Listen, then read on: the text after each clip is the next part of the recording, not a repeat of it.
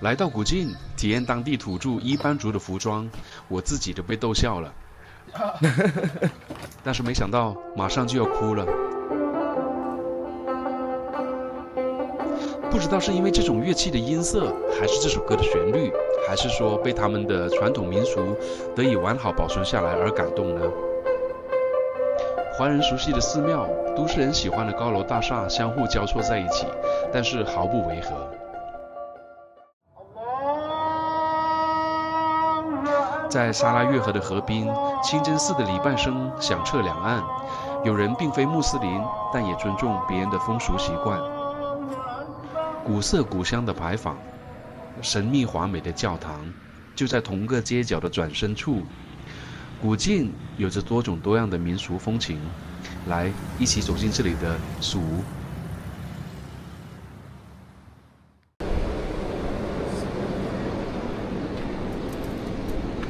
从好吃到我怕了的槟城出发，坐飞机前往古晋，需要2个小时，1299公里，基本上都是飞行在大海的上空。槟城的机场不大，人却不少，度量也是足够大的。我吸烟不想污染别人，你叫我去哪里吸，我都听话照做，但是也请给我留一条活路吧。来大马有10多天了，感觉很少有看见小孩子。没想到在槟城的机场这里有这么的多，同行去古晋的更加是多了。亚航的工作人员会优先让老人和小孩登机，在机舱里面又会1对1的向带小孩的乘客讲解安全带的使用方法，并且给他们单独派发小孩子的气囊背心。在这个方面可真的是让我羡慕不已。空服还会给乘客派发简易的食品保温袋，吃不完的就带走，不要浪费嘛。古晋的机场大厅外观就已经有一点异域的风情了，像是更加的偏重民族风一些。微信支付和支付宝支付都可以。因为要来古晋的关系，我才去了解了一下这边大概的情况。原来古晋所在的这里是全世界面积第3大的岛屿，这个岛就叫做婆罗洲岛。而这个岛呢，是世界上唯一的由3个国家管辖的岛屿，分别是马来西亚、印尼和文莱。在这个岛这里，属于马来西亚管辖的有2个州，分别是沙巴州和沙拉越州，他们都有相当于独立国家的自主权，所以进入和离开这2个州都是必须要去他们的海关盖章的，即使你是从马来西亚的首都吉隆坡飞过来，也是一样的。而古晋呢，就是沙拉越州的首府。这边看起来好像挺先进的样子。不会，差不多了。这边很多中国人来这边第2个家园很多。哦，这边也过这个，也有这个清明节。啊，清明节。清明节的时间是跟中国一样的吧？对啊，我们是4月4号。4月4号啊，那就是跟中国那个一样的。哇，这边的建筑看起来好像都很有钱、很现代的样子哎。啊。我们是这个鸟。哦，你们是这个鸟。这是标志是吗？啊，Ani No Ben Ani City。不是说这里是猫城吗？古晋是猫城啊，这个沙老越是这个。哦，沙老越就是这只鸟，然后古晋就是猫。哦，哇，这边看起来好漂亮啊。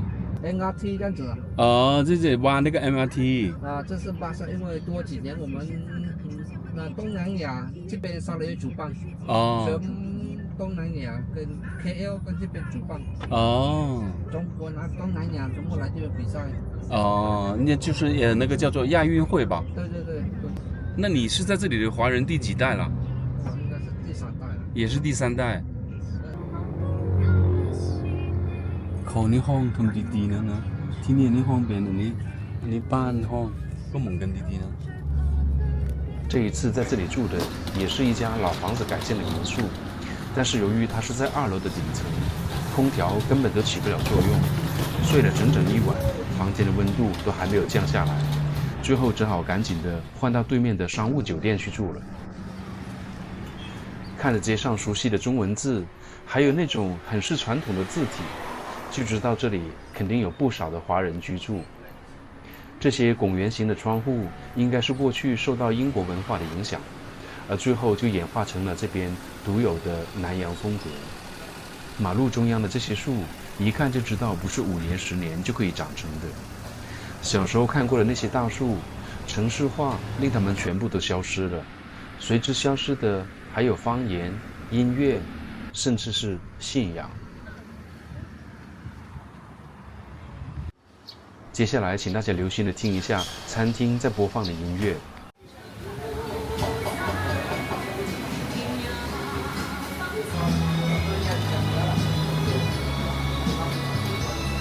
没错了，应该是80年代的歌曲吧。老板可真的是够怀旧的，但是通常怀旧的人都是比较坚持的，坚持自己认定的美味标准，坚持使用自己家族流传下来的配方。这个开水是用来高温泡洗勺子和筷子的，我们一开始的时候还以为是用来喝的呢。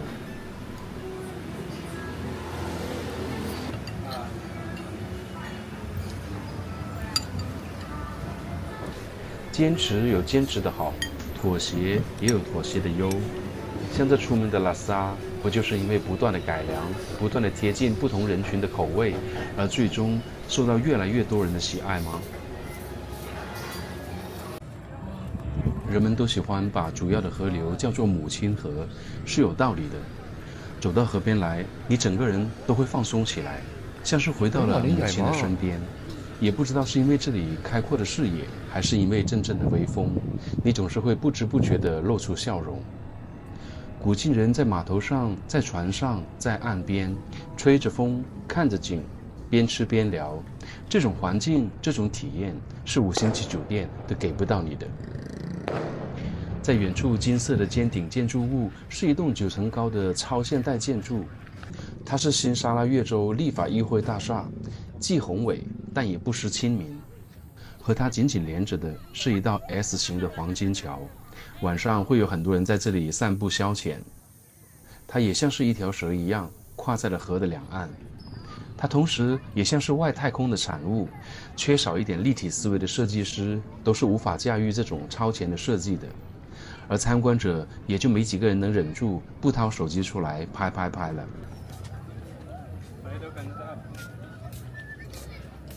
然而这道桥从不同的角度来看是会有不同面向的，所以在视频的最后我会附上航拍的片段，让大家可以看得更加的透彻一些。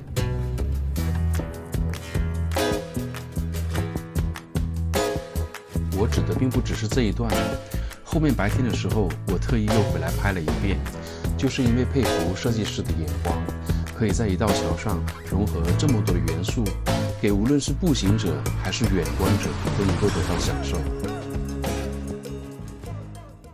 在这边他们很流行吃这个快餐，看起来很诱人，就是把菜都煮好了。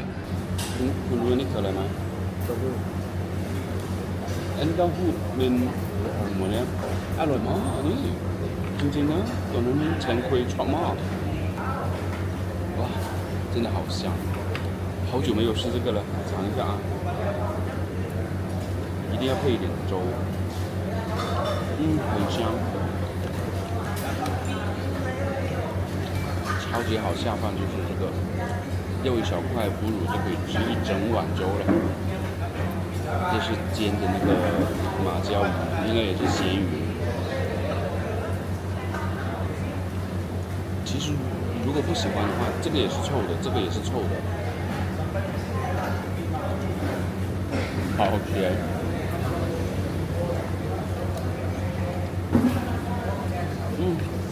好烫。说是他有一点感冒了，所以医生给开了这个药，让他冲水喝，说是浓缩的中草药。ถ้าใครอยากนี่เลยเลี้ยวอยู่นี่นะสิ่งที่แปลกคืออีกอย่างที่เพื่อนพูดบอกก็คือยามาเป็นยาเนื้อแบบนี้เลยมาพูดให้ยาที่เขาเจ้าผลิตสำเร็จรูปเพื่อมาเป็นยาแบบนี้แล้วให้กินกับผสมกับน้ำเลยเพื่อค่อยกับบุกให้กินยาพวกนี้มากระโดดเดือดผสมหัวเพื่อได้ประมาณ10 กว่าปีเลยอยู่ที่เราเอามากันมาบอกว่าที่หาได้ง่ายๆเพื่อยาเดี๋ยวสกินตัวนี้เรามาผสมกับน้ำเลยเพื่อ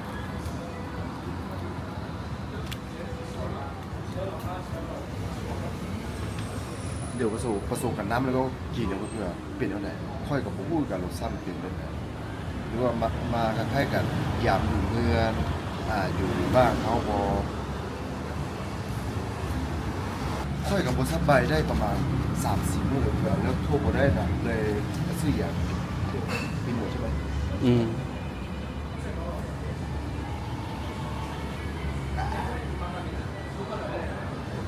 อยากก็ได้เดือดคมพวกนี้อยากคมเดี๋ยวต้องกินหมดเลยเนาะแล้วเรียกยูเบิร์ดวางมือถือมันดีพวกนี้这个中药吃完之后，老挝的朋友果然就恢复了健康，也就是1天的时间。看来中医还是有它的智慧的。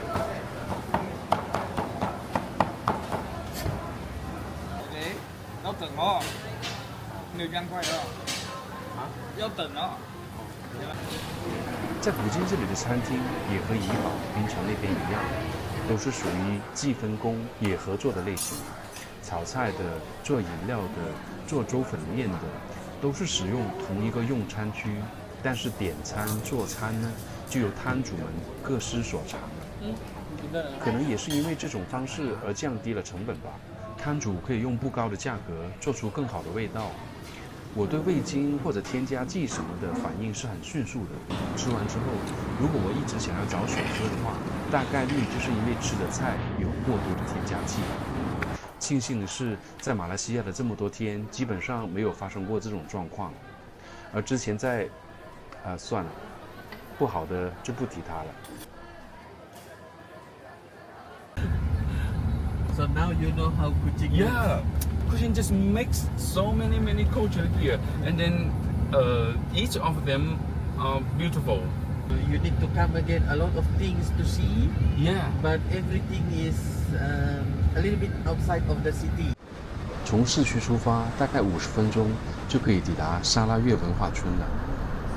我提前在网上买好了门票，包含了午餐，208块人民币一个人。这是一个原始的村落，坐落在大山脚下。在这里可以看到当地7个民族的房屋居所，据说是1比1复制过来的，大多都是由一些原始的材料建造。从外观来看，差别还是不小的，有农舍、长屋、高脚屋、小屋，还有尖顶的这种。其实以上的资讯都是我拍摄过后才去收集的。在拍摄的时候，我只是单纯的观察那里的环境，脑子里面乱七八糟的想象，是什么人住在这些房子里啊？他们当时的心理状态又是什么样子的呀？会不会像我们现在这样沉迷于某种类似玩手机之类的娱乐呢？在房子的内部也展示了很多他们使用的家具、生活用品等等。也会有工作人员在里面介绍像是食物啊、服装啊、工具啊那些的用途，让游客透过这些更加深入的了解他们的生活风俗。这里占地接近69000平方米，房屋都是围绕着中间的一个湖而建造，在这里是可以逛个小半天的。现在你听到的背景音乐是我在观看文化村演出的时候录下来的。当时这首曲子真的可以说是触碰到了我的灵魂的感觉，有一种突然间思念家乡的情绪涌上心头来。同行的老挝朋友也说他有同感，因为10多年前他们哈尼族也是有类似的音乐曲调的。看来真的是民族的就是世界的。演奏这首曲子的乐器叫沙贝琴，广泛流传于婆罗洲的内陆，和我们熟悉的琵琶有一些类似，已经流传了近200年。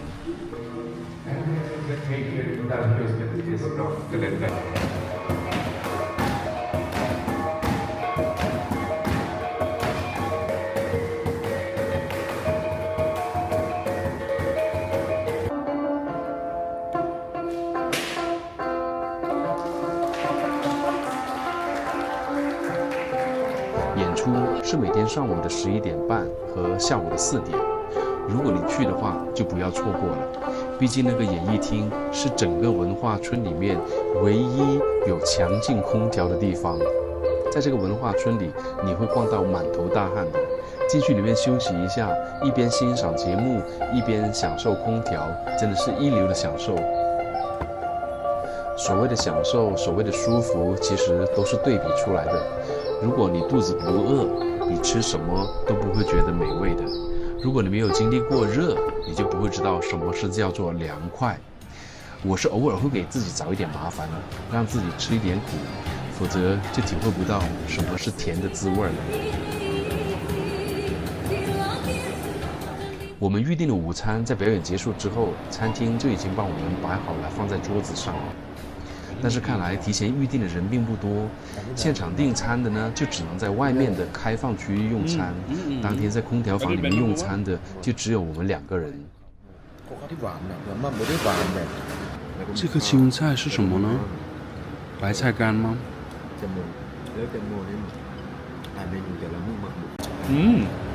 อร่อยมากใช่อร่อยมาก นี่ปลาอร่อยมาก อันนี้ปลาไม่ใช่อยู่ทะเลหรอไม่ใช่นะ ใช่อยู่ทะเล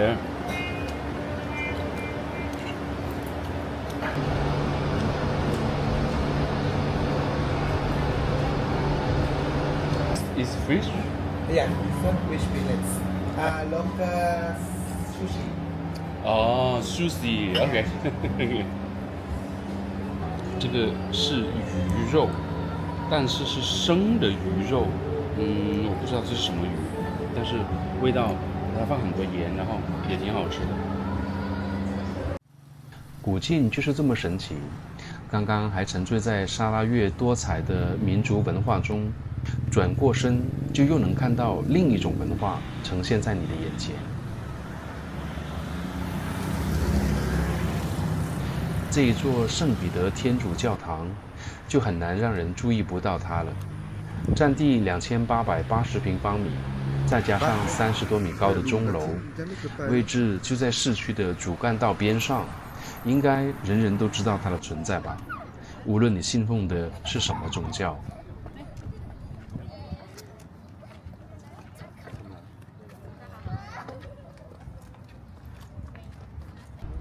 作为无宗教的我，也只是去参观一下罢了，感受一下这一座建筑给人带来的视觉冲击。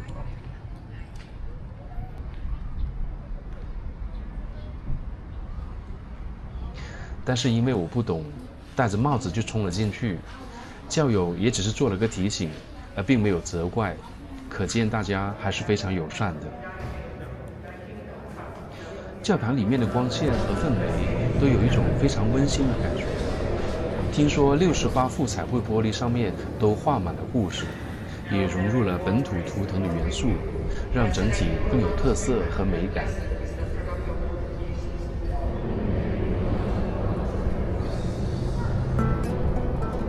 古晋的民俗风俗很是多样，既交汇在一起，又各自发展，这应该算得上是如何同生共存的典范了吧。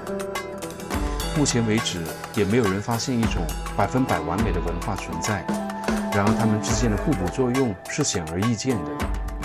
接纳、尊重彼此的不同，可能已经是现今最完美的方案，也可能是唯一的方案。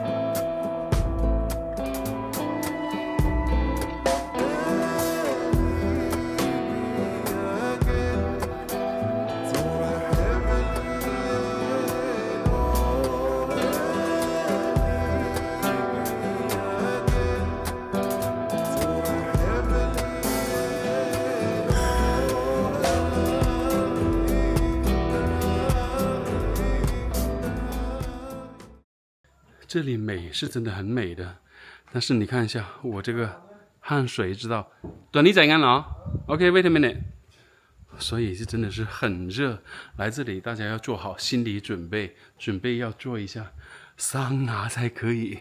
这里实在是太热了，很热，就是因为这个房子的这个顶，你看这个顶就是这种茅草的，所以就是很热。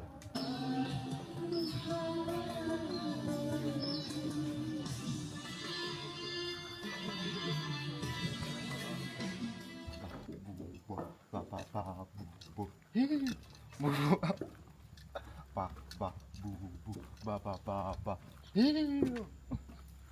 okay Go down.